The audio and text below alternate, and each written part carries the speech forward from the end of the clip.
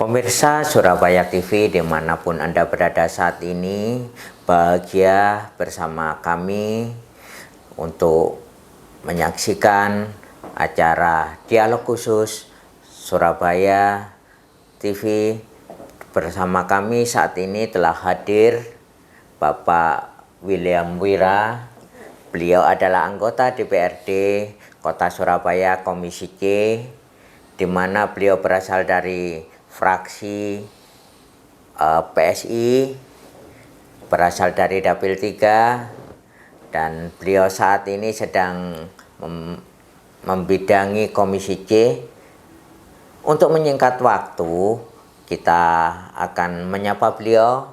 Pak Willy, sehat ya? Sehat, Mas. Ya, sehat, Pak terus. Willy. Jadi Pak Willy, selama 1 jam ke depan kita akan membahas satu topik yang cukup krusial di Kota Surabaya, yaitu tentang rumah susun. Ya. Seperti yang kita ketahui bersama, Pak Willy, saya boleh memanggil Bro Willy ya, supaya kita lebih akrab. Ya, Bro Willy. panggilan Jadi akrab PSI. rumah susun di Surabaya ada kurang lebih 23 rusun ya Pak ya. Ya. Jadi rumah susun ini dibangun dalam rangka menyediakan perumahan murah bagi warga masyarakatnya. Ya. Namun sepertinya masih ada banyak kekurangan di sana sini. Antara lain kaitannya dengan permintaan yang begitu besar, Ya. sementara rusun yang tersedia baru 23 rusun. Nah, Pak Willy, kira-kira menurut pandangan Bapak, apa yang sudah dilakukan oleh pemerintah di dalam rangka mencukupi kebutuhan tersebut? Nah, ini pemerintah kota sebenarnya sudah menyediakan tadi 23 tower ya, 23 rusun. Itu total unitnya ada 5.170. Cuma yang ngantri, yang butuhkan itu sekarang antriannya sudah sampai 12.000. 12.000 ya. Jadi kami dari PSI juga sudah minta sebenarnya untuk mulai bangun rusun atau tower yang lebih tinggi, karena kita pemerintah Kota Surabaya kalau bangun selama ini cuma 5 lantai per blok. Satu towernya cuma 5 lantai, dan kita dari PSI sudah minta supaya dibangunnya 20 lantai sekalian supaya antrian ini bisa langsung berkurang. Dan sudah dilakukan kajian dan ini baru direncanakan juga apakah anggarannya seperti apa. Karena kita minta juga di bawahnya nanti juga ada pasarnya, ada tokonya, kemudian ada fasilitas-fasilitasnya. Betul, fasilitas umum, ada SWK-nya, kemudian ada puskesmas atau posyandu dan mungkin kantor pemerintahan untuk pelayanan. Nah, sekarang baru dihitung anggarannya berapa, apakah itu bisa masuk di anggaran tahun berikutnya. Kemudian Bro Willy, kaitannya dengan rumah susun, itu kan menjadi harapan bagi masyarakat yang ada di Surabaya yang ingin paling tidak hidup layak. Ya. Apakah selama ini kondisi rumah susun yang ada ini cukup memenuhi standar kelayakan? Nah, kalau soal kelayakan ini kan harus ada standarnya yang pas. Kalau dibandingkan dengan rumah mereka yang sebelum di rumah susun, dengan pindah rumah susun ya tentunya lebih layak. Cuma kalau mau ikut standar internasional, standar yang sehat, sebenarnya luasannya yang diperlukan satu orang itu minimal 18 meter persegi. Jadi kalau satu keluarga 18 meter persegi, ya kalau satu keluarga 4 orang ya harusnya dikali 4. Cuma sekarang milik Pemkot itu baru ada luasnya 30 dan 36. Nah, ini mau dibandingkan standarnya ikut yang standar yang mana? Kalau standarnya dengan standar dibandingkan waktu mereka tinggal tidak di rumah susun, tentu lebih layak daripada mereka tinggal di pinggir kali atau di rumah bedeng di pinggir jalan gitu ya. Seperti ex-warga kampung yang ada di bawah-bawah, cuma kampung 1001 Malam. Ya, kalau dibandingkan 1001 Malam ya pasti lebih layak di rusun daripada di bawah jembatan, di pinggir sungai, kemudian kakusnya MCK-nya kurang, dan kebersihannya juga kurang juga. Dan sirkulasi udaranya juga sangat jelek karena di bawah jembatan yang banyak lalu lintas kendaraan lewat di atasnya. Ya, Pak, kehidupan masyarakat yang di rumah susun itu lebih layak daripada sebelum-sebelumnya. Lah, ketika mereka tinggal di rumah susun, tentu saja mereka juga akan beradaptasi, eh, yang awalnya tidak menjadi satu lantai ditempati banyak orang, kemudian harus berbagi dengan situasi yang seperti kolektif begitu ya Pak. Ya. Nah, ini saya mendapatkan pengamatan bahwa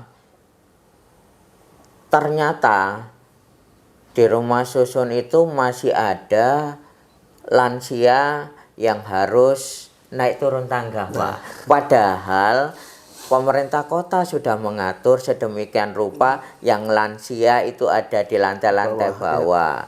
Tetapi seiring dengan waktu mungkin orang juga akan bertambah tua sehingga statusnya bisa berubah. Nah, kemudian ada lagi hal-hal yang lain yang saya amati juga Pak, bahwa kehidupan di rumah susun ini kan warga yang di sana ini ada semacam protes Pak. Protesnya antara lain yaitu tadi fasilitasnya ini kurang, contohnya tidak ada jemuran dan sebagainya dan sebagainya. Kalau menuruti keinginan masyarakat yang begitu banyak, itu kan ya masih ada yang merasa tidak puas. Nah, pertanyaan saya sederhana, apakah ditinjau dari segi sosial Pak, bukan lagi fasilitas ya, ditinjau dari segi sosial, apakah mereka ini bisa dikatakan layak? Jadi gini, mereka yang tinggal di rusun harapannya adalah mereka tidak tinggal di rusun selamanya, Mas. Oh Seharusnya. iya. Jadi mereka ditaruh di rusun itu harapannya mereka bisa menabung. Dan nanti kalau sudah sukses bisa keluar dari rumah susun dimasuki orang lain yang tidak punya. Jadi harapannya kami dari pemerintah kota itu orang tidak tinggal di rumah susun sampai tua. Jadi memang kalau yang memang mereka sudah masuknya tua, maka yang sudah senior maka akan ditaruh di lantai bawah. Yang di lantai-lantai atas kan yang mereka yang lebih muda. Harapannya anak-anak muda ini dengan sewa yang sangat murah, mereka bisa nabung dan kalau sudah punya tabungan ini mereka bisa pindah ke tempat yang lain. Misalnya bisa kontrak atau bisa mungkin bisa nabung untuk beli rumah sendiri. Jadi rusun ini adalah sebenarnya inkubator, bukan untuk mereka selamanya tinggal di situ. Yeah. Karena harganya yang sangat murah ini. Kecuali karena mereka yang punya uang kemudian membeli rusunami atau nama kerennya apartemen lah gitu ya. Tapi kalau rusun yang disediakan pemerintah kota ini adalah inkubator sebenarnya. Jadi harapan kami ya mereka tidak tinggal di situ selamanya sampai tua gitu. Maaf, apakah kebijakan seperti ini masyarakat itu sudah tahu, Pak? Nah, harusnya tahu. Nah, jadi sehingga tidak terjadi satu persepsi bahwa rusun itu bisa ditinggali seumur hidup. Mungkin ini yang mungkin perlu dipahami oleh masyarakat. Iya. Jadi boleh ditinggali seumur hidup kalau tingkat ekonominya mereka tidak berubah. Tapi siapa mau sih tingkat ekonomi seseorang tetap di bawah terus? Kan harapannya dengan mereka tinggal di rusun maka tadi tingkat ekonominya bisa naik, mereka bisa pindah tempat dan bisa diisi orang lain lagi. Karena itu yang kami usulkan dari PSI juga itu yang 20 lantai itu tadi. 20 lantai yang 5 lantai di bawahnya untuk fasilitas umum. Kemudian berapa lantai di atasnya ini untuk orang-orang yang enggak ekonomi rendah. Jadi yang mereka bayarnya sangat murah sekali. Kemudian berapa lantai di atasnya adalah untuk mereka anak-anak muda, keluarga muda yang baru lulus, yang baru kerja. Kalau mereka sewa daripada ngekos, kan lebih baik sewa rusun, sewa apartemen gitulah. Kemudian yang paling atas mungkin bisa untuk yang mereka yang sudah ekonominya sudah bagus dan mereka bisa membeli unitnya yang di atas. Nah ini nanti bisa jadi subsidi silang. Sehingga kalau mereka amit-amit tingkat ekonominya tidak berubah sampai tua, mereka tetap tinggal di situ, tapi sudah ada liftnya, tidak masalah. Gitu sih. Iya.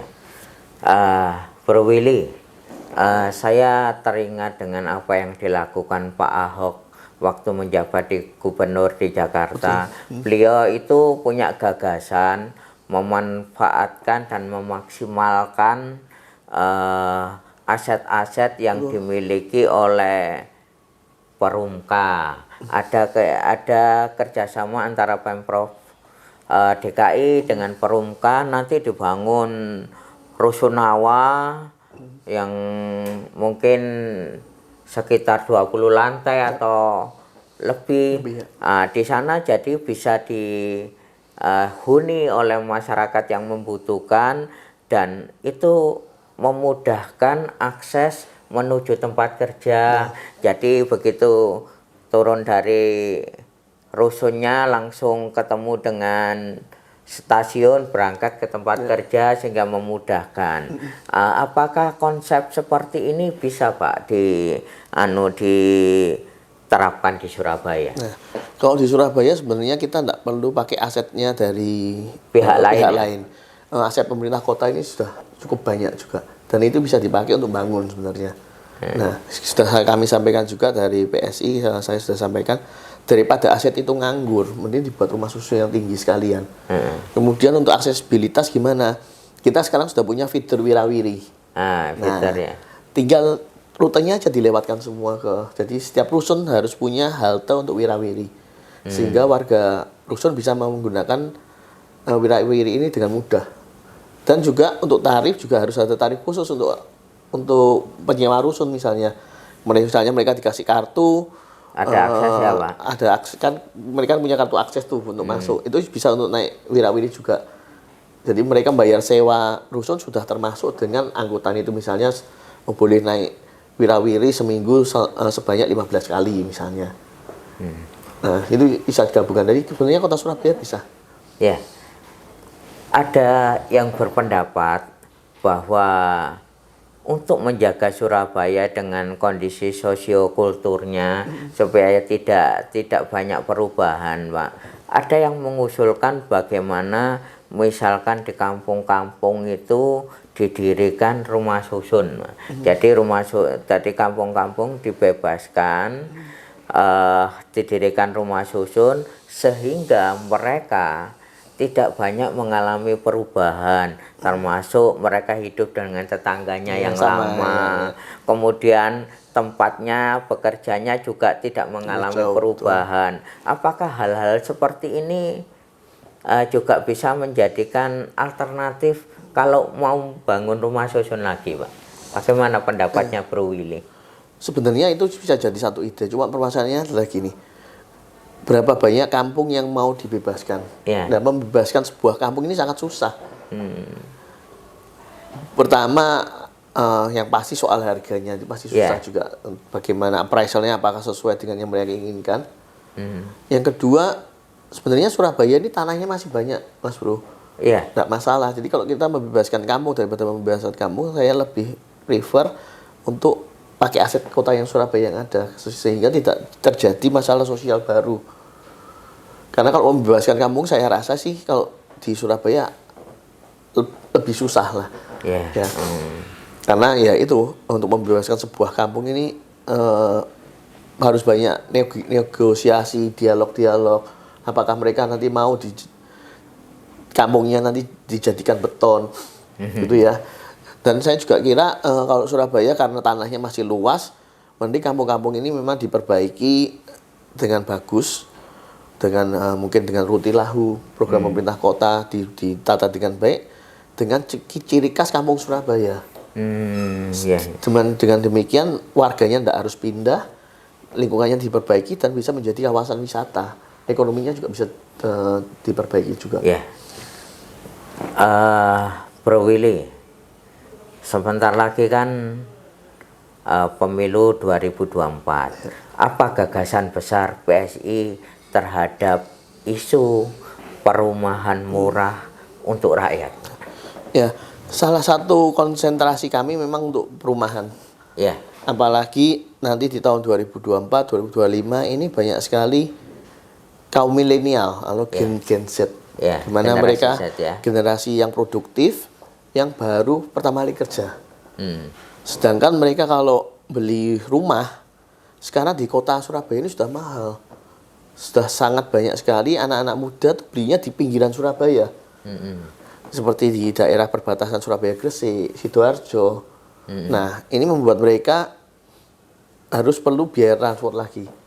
Karena itu ya seperti yang kita sampaikan tadi bahwa konsen kita supaya pemerintah kota bisa berhasil membangun tower-tower yang lebih tinggi, tidak cuma 5 lantai tapi bisa sampai 20 lantai dengan harga sewa yang sesuai dengan kemampuan dari anak-anak muda ini. Karena anak muda zaman sekarang juga kecenderungannya, Mas Bro, itu tidak beli rumah loh sekarang. Karena mereka cenderung, kalau mereka hitung-hitung gitu ya, saya nyicil rumah misalnya 20 tahun dengan sewa rumah 20 tahun, bagi mereka lebih murah sewa 20 tahun. Sisanya buat healing, buat jalan-jalan. Ini budaya baru dari anak muda zaman sekarang. Karena mereka menghitung itu, mereka tidak menghitung seperti kita zaman dulu, milenial awal ya tahun 80-an berpikir adalah beli rumah adalah aset. Untuk menumpuk aset. Sedangkan anak muda sekarang mayoritas tidak begitu, karena mereka sudah menghitung, saya nyicil rumah dengan sewa selama jangka waktu yang sama, itu mereka lebih ngirit, katanya lebih ngirit kalau mereka sewa per bulan. Karena itu perlu pemerintah kota menyediakan rumah susun, atau kalau anak muda sekarang kalau dia mau tinggal rumah susun kan juga gimana gitu ya. Jadi apartemen sewa yang milik dari pemerintah kota dengan fasilitas yang terintegrasi semua. Siapanya. Dialog kita ini sangat menarik, Pak. Tetapi pada akhirnya waktu juga yang membatasi. Namun sebelum kita akhiri dialog ini, Bro Willy, apa pesan Bro Willy kepada masyarakat Surabaya, khususnya ya tadi masyarakat milenial, dalam rangka mempersiapkan atau menyiapkan rumah bagi mereka yang masih ingin tinggal di Surabaya? Nah, ini kota Surabaya memang untuk anak-anak milenial sekarang harganya sudah mulai merangkak naik ya. Karena harga tanah naik, kemudian harga bangunan juga naik. Nah, kami dari pemerintah kota Surabaya dan DPRD, terutama fraksi PSI, berusaha keras supaya nanti kedepannya pemerintah kota bisa menyediakan perumahan yang terjangkau buat anak-anak milenial, daripada mereka harus tinggal di luar kota Surabaya. Karena efeknya sangat banyak. Satu, biaya transportasinya tinggi, tambah macet gitu ya, karena mereka dari luar kota harus masuk ke Surabaya lagi. Dan fasilitasnya tidak selengkap Surabaya. Betul. Termasuk pendidikan ya, Bro Willy. Betul. Nanti kalau di kota Surabaya kita sudah memiliki program-program yang sangat banyak yang untuk mensupport mereka, sehingga teman-teman milenial ini bisa saving, bisa menabung lebih banyak. Contohnya kesehatan juga sudah ditanggung oleh pemerintah kota. Kemudian pendidikan juga sudah gratis. Nah, dan banyak hal lain lagi yang sudah disupport oleh pemerintah kota. Jadi kami sih akan berusaha untuk teman-teman milenial supaya pemerintah kota ini bisa menyediakan benar-benar perumahan yang murah untuk para kaum milenial. Tentu mungkin untuk yang apartemen sewa, yang untuk perumahan juga kita bakal lihat dulu aset pemerintah kota di mana saja, dan mungkin apakah itu bisa dibangun kampung-kampung sehingga harga sewa rumahnya murah, atau bisa dijual dengan harga yang sesuai dengan kemampuan dari teman-teman milenial semua. Ya, pemirsa Surabaya TV dimanapun Anda berada, terima kasih masih setia bersama kami menyaksikan dialog pada siang hari ini. Kita akan tetap ketemu di sesi-sesi dialog yang berikutnya. Karena itu tetaplah setia bersama dengan kami, setia bersama Surabaya TV untuk episode-episode mendatang. Pada akhirnya saya Nanang Sutrisno undur diri dari hadapan saudara-saudara sekalian. Kami ucapkan terima kasih kepada Bro Willy yang sudah bersedia pada siang hari ini dialog pada kesempatan ini. Salam Surabaya TV, semoga kita tetap bahagia selalu. Amin. Terima kasih. Ya, sama-sama, Mas.